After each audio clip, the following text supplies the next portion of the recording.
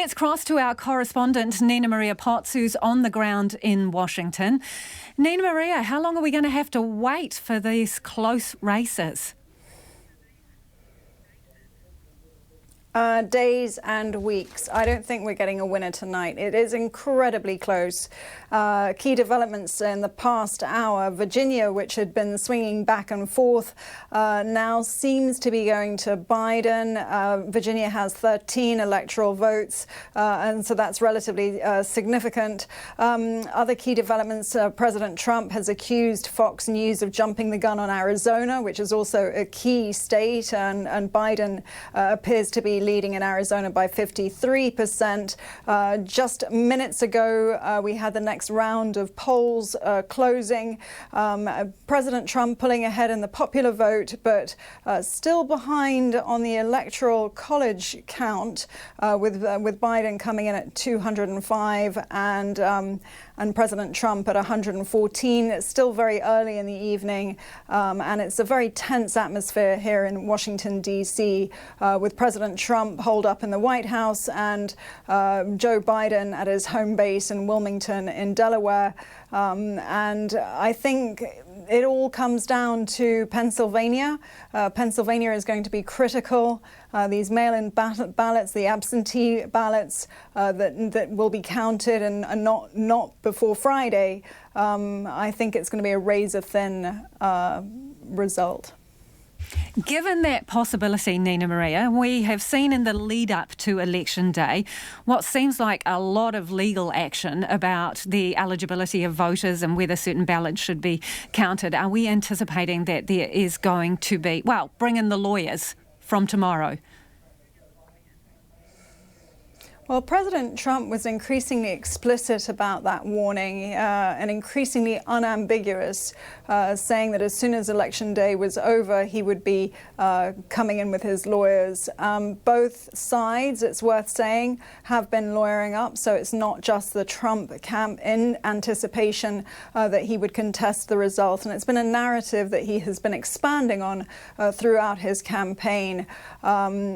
His main complaint is one of potential fraud, a margin for fraud, leaving room for fraud. It's not ever been proven, that particular claim, but designed, I think, to unsettle the American public, and also this question of early votes. Nearly 102 million Americans voting ahead of the final day of voting, which was an unprecedented number of Americans. And I think the consensus is that those votes largely likely went to the Democrats because they were more motivated to call for change. What does it look like at the moment on the streets of Washington? What's going on? Well, I can tell you that here in our studios, in our office building, we're entirely boarded up. You can barely find the entrance to our studios because of the boarding that has gone up, the wooden boards in anticipation of protests. That's the same for plenty of businesses and shop fronts here in downtown DC. There's a very heavy police presence and various reports of a couple of people being arrested and convoys out in the streets. Certainly the street between our studio and the White House has been blocked off, and there has been building tension. It's a balmy night here in Washington, not terribly cold, a night that normally people would be out in the restaurants, but things are dead quiet and very, very tense. We spoke to protest organizers before the election, 24 hours before the election, and they were gearing up to make their voices heard if they did not get the results that they were seeking.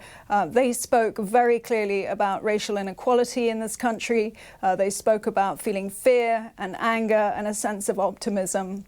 I think everyone's been very cautious to imagine or articulate a Joe Biden landslide, and judging by the last few hours, we're not going to get that.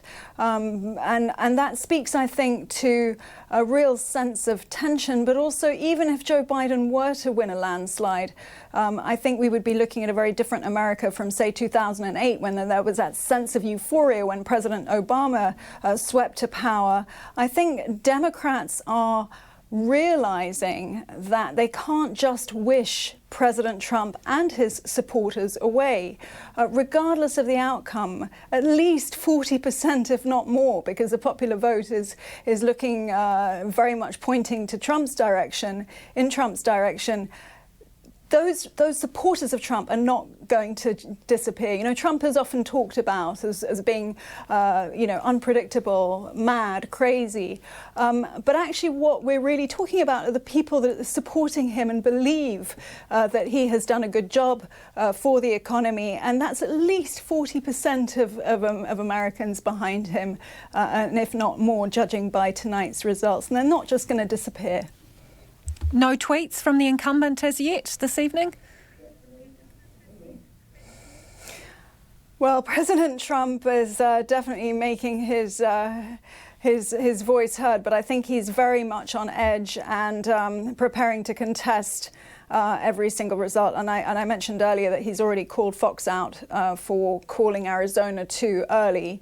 He was certainly very active earlier in the day, and he was projecting images of supporters abroad, even Nigeria. He tweeted pictures of a parade of supporters in Nigeria. But I think both candidates clearly very much on edge, because this race is tightening in a way that even many analysts couldn't have predicted. Nina-Maria, thank you very much. It seems like it will be a long night there. That was Nina-Maria Potts joining us from Washington, D.C.